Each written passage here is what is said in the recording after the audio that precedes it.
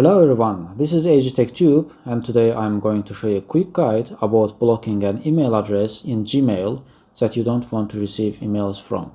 So head over to Gmail, enter to the mail from the address that you want to block.